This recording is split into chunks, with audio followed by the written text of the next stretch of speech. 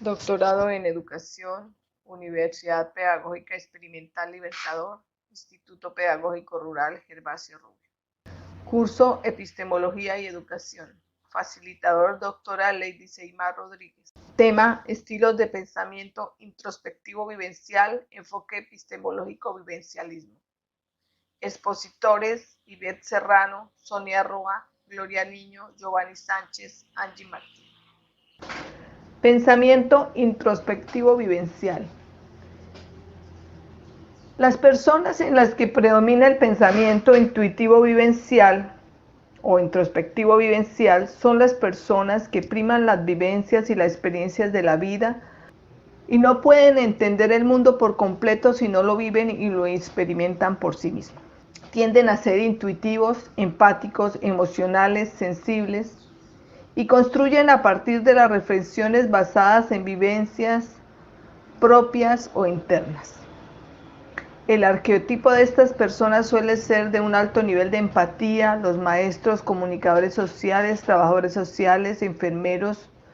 El enfoque derivado del estilo de pensamiento intuitivo vivencial o introspectivo vivencial se denomina vivencialismo.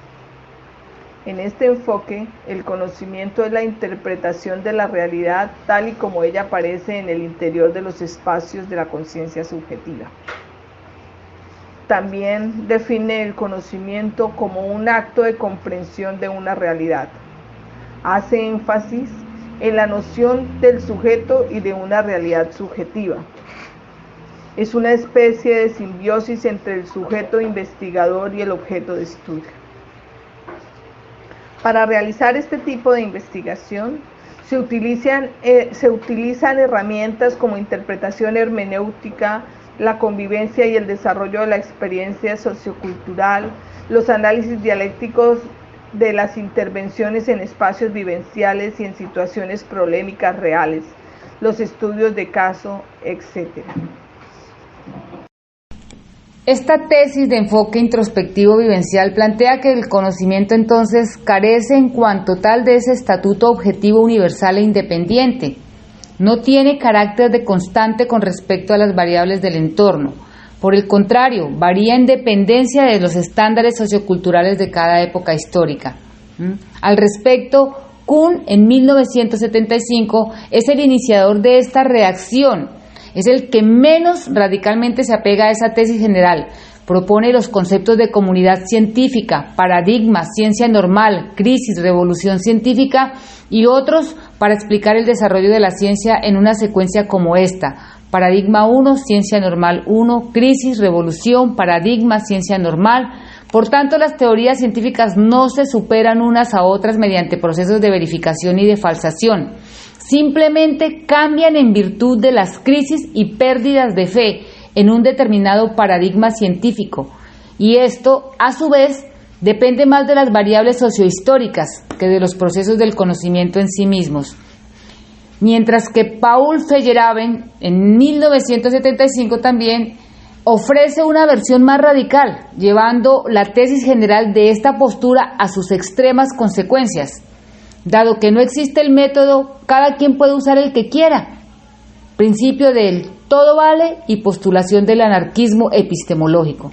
Además, dado que las teorías científicas son productos variables de estándares sociohistóricos, también variables, entonces ninguna teoría es comparable con otra. Cada una es tan verdadera como las otras, y en consecuencia el mundo va cambiando a medida que cambien sus respectivas representaciones asociadas al conocimiento científico de la época. Entonces, este es el concepto de la inconmensurabilidad de las teorías. La Escuela de Frankfurt, por su parte, se acoge a esa tesis general en términos de los conceptos marxistas de dialéctica y materialismo histórico, lo cual implica una versión particular de este enfoque, no siempre necesariamente antirracionalista, pero sí antianalítica y sociohistórica.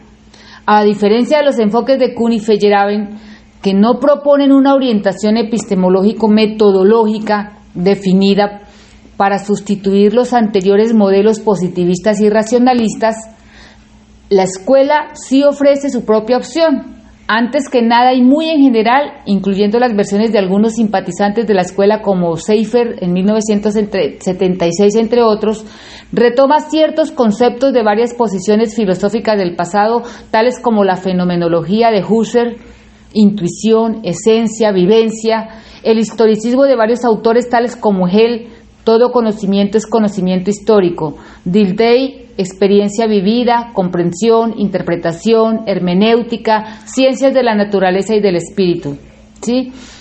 También tenemos a Windelband y Ricker con las ciencias nomotéticas e ideográfica, el existencialismo de Heidegger, temporalidad, vivencia, interior, hermenéuticas. A partir de este entramado, con evidente preferencia por Hegel y Dilthey, este enfoque propone sustituir la concepción analítica del racionalismo por la interpretación hermenéutica y por la lógica dialéctica. Como fines del conocimiento, sustituye el concepto racionalista de explicación por el de comprensión, como proceso de validación del conocimiento. Sustituye el concepto de contrastación empírica por el de consenso intersubjetivo. Y finalmente, como función humana del conocimiento, propone las ideas de compromiso y transformación social, en lugar de las diferentes aspiraciones racionalistas, ese control de la naturaleza, afectividad de la acción racional y producción de estructuras de pensamiento.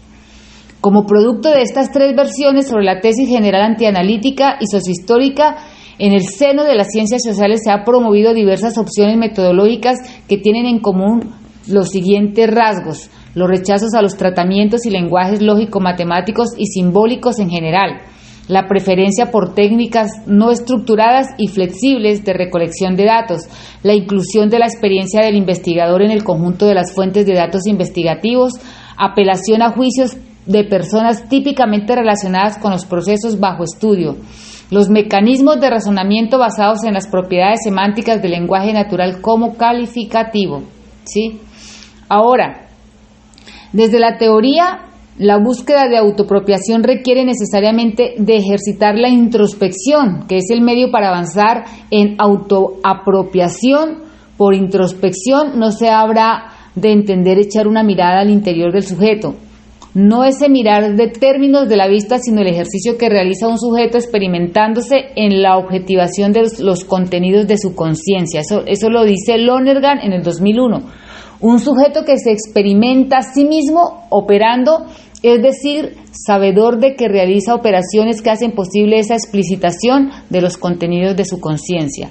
¿Sí? Entonces, metodológicamente la tarea consiste entonces en acompañar al sujeto en el proceso de colocarse para sí mismo a través de experimentar esa objetivación a la que se hace referencia. Se trata de acompañar al entrevistado para que descubra e identifique la actividad de su propia conciencia y en familiarizarse con ella. El énfasis está en la apropiación de los modos de pensamiento científico, en el pensar sobre el pensar, logrando identificar las operaciones que se realizan cuando se conoce. Entonces, cabe mencionar que si bien la introspectiva no es un tipo de investigación o metodología consolidada y legitimada, es una propuesta de investigación elaborada a partir del método trascendental trabajado por Bernard Lonergan, para ir más allá de los aportes de la investigación cualitativa con la pretensión de complementarla. Esta metodología nos da unos pasos para poder desarrollar esos descubrimientos científicos y ese trabajo. Lo primero es la confirmación del objeto de estudio, ¿sí? Luego viene la selección del contexto, las técnicas y estrategias de recolección de datos. Como punto cuarto están los instrumentos, los métodos de contacto con el objeto de estudio. Viene también la sistematización de la información, los hallazgos, los resultados, los recursos comunicacionales y la construcción de teorías. Teniendo en cuenta que el ser humano Vive las dimensiones emocional, intelectual y sensorial, adicionalmente que su vida se permea en un contexto social. Para evaluar ese entorno social, el enfoque intuitivo vivencial facilita el reconocimiento del objeto de estudio en el entorno real. Sin embargo, es posible que el investigador pierda su objetividad.